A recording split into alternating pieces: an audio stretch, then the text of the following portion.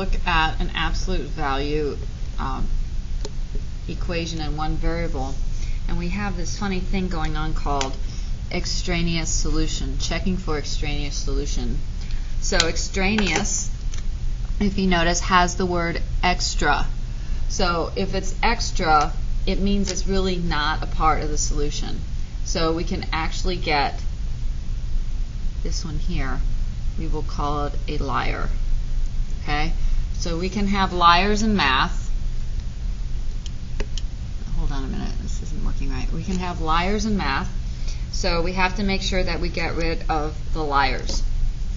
So how are we going to do this? This one looks a little weird because what do we have? We have an absolute value, which is already by itself, and that's equal to some expression, 4x plus 5. So the absolute value is already by itself, which means we do not need to do any math to simplify that or to solve for the absolute value to be on one side. So we can immediately go to case 1, which is our as is, and our case 2, which is our opposite. Okay? So our case 1, as is, we can now release it from jail. And our opposite will be the opposite of 3x plus 2. And that equals 4x plus 5. So now we can go ahead and we can solve for our x's. Okay, so I'm going to look here, and I'm going to subtract 3x from both sides because I want a positive x. So this is going to give me 2 is equal to x plus 5. And now I'm going to subtract 5 from both sides. So I get negative 3 is equal to x. That is a possible solution. I have to check it first. Here I'm going to distribute in that negative sign. So that gives me negative 3x minus 2 is equal to 4x plus 5. Again, I'm going to move the 3x over to the right side because I'd rather deal with positive variables. So that gives me negative 2 is equal to 7x plus 5. And then I'm going to subtract 5 from both sides, and I get negative 7 is equal to 7x, and then I have to divide both sides by 7. So then my other choice would be x is equal to negative 1. So I have to test these to see which one is lying. Didn't leave a whole lot of room on the paper to test it, but I do have some room down at the bottom. I do have some room up at the top. So let's go ahead and let's just use the room up at the top so we can see our original. So if I have the absolute value of 3, we're going to try our negative 3 first. So my absolute value of 3 times x, which would be negative 3, plus 2, should equal 4 times negative 3 plus 5. Well, this is going to be negative 9 plus 2, which gives me negative 7, is equal to, well, this is going to give me negative 12 plus 5, which is also going to give me negative 7. So at first you may think that's okay to go, but we have to take the absolute value of negative 7.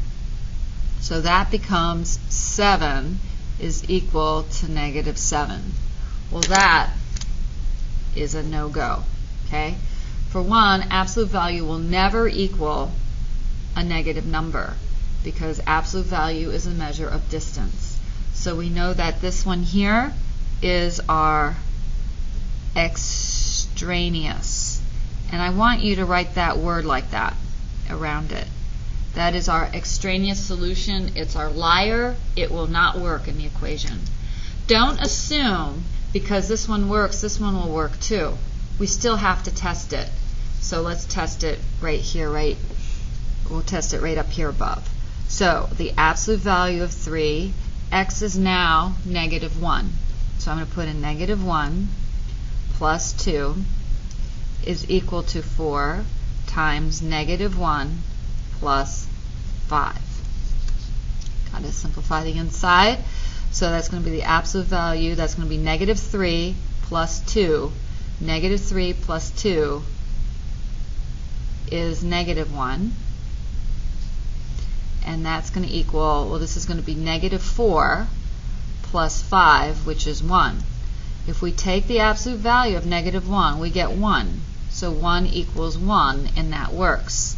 So that means that this is our solution right here.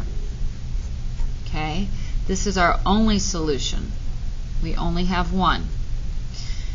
So let's graph it. X is just simply negative 1. That's it right there. One number.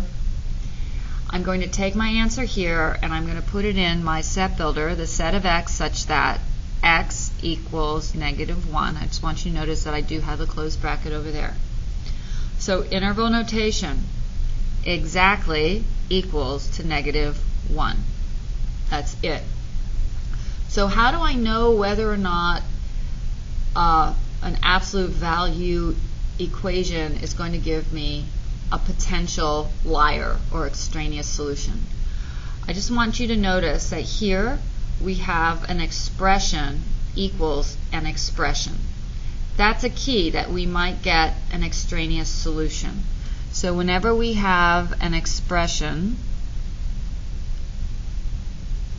equal to an expression, we have to be careful for extraneous solutions. If we looked at number 7, this was just an expression equals some number. So we did not have to check for an extraneous solution.